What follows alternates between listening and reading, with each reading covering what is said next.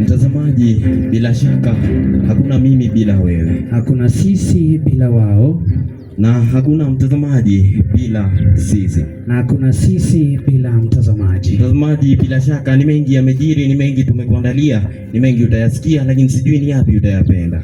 Kwa hivyo mpenzi mtazamaji, hujambo na karibu kwenye habari zetu motomoto ya CTM.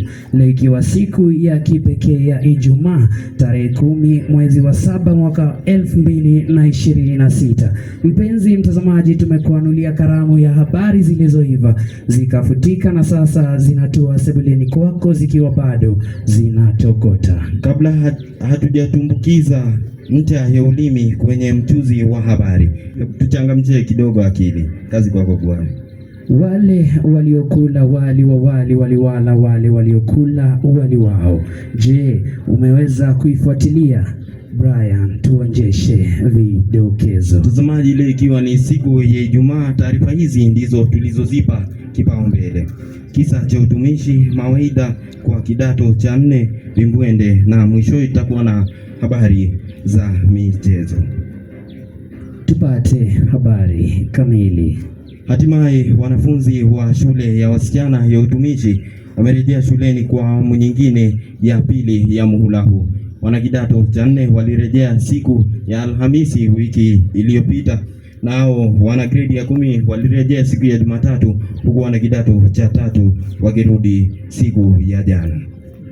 Mpenzi mtazamaji, katika maisha yako ogopa kila kitu, lakini usiogope kuondoka unapodharauliwa, manake takataka leo inaweza kuwa mbolea ya kesho.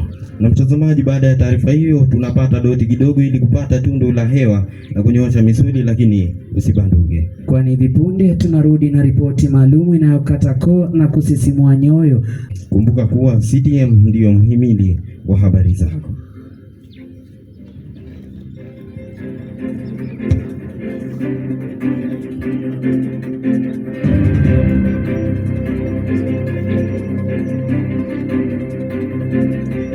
Na mtazamaji, karibu kwa awamu ya pili ya CTM.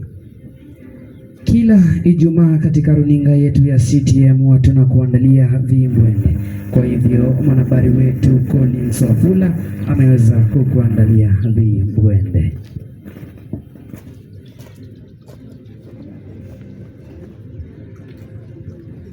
Pesa kidogo ushaanza kugoogle madhara ya kukula ugali. Rafiki yangu Mkamba nimemwomba namba nikasikia 0722 botli. Mimi niliacha kukula kwa wenyewe siku yenye niliekewa chakula kwa sahani ya paka. Kama sio mtoto wako niambia, kolo kula haraka usikikuje tegewa chakula wapi. Alafu leo niko na swali moja tu kwa wasichana wa grade, kwa wasichana wa kidato cha 4. Kuna nyumba ya tajiri na ya maskini ilikuwa inaungua. Je, ambulance ikikuja itazima gani?